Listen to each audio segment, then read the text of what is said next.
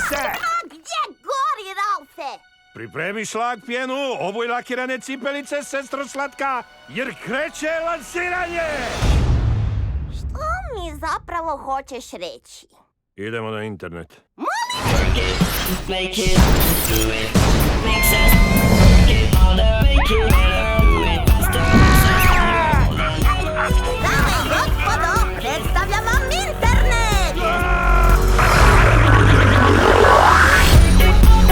Opa!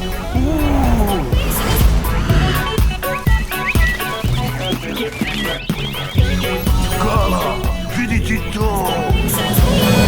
Ovo je najčudesnije čudo koje sam ikad vidjela. 2018. Dobrodošli na tražištan. Što mogu za vas potražiti? Amortizer, ambrozija, armagedon, Ne. nesanica, negliže, nebiri strast, grlica, grafomotorika, grba. Mislim da samo pokušava pogoditi što želiš reći. Software predviđanja mi je danas hiperaktivan. Pusti mene. Odvedi me na mega uzbudljivu i ludu web stranicu. Imam samo jedan rezultat. Joj, ma daj, princeze i likovi iz crtića bljum. Ideš!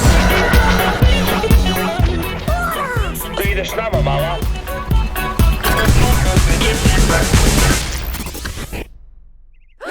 Bok!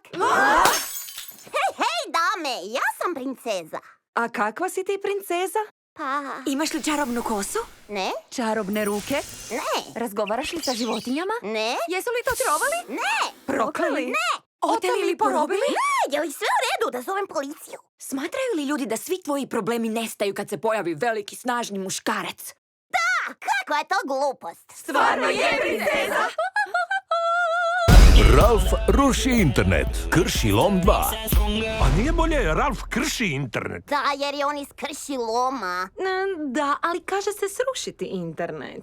Dobro, ali skršiti internet ipak zvuči bolje, zar ne? Imaš pravo. Učitava se u kina 2018.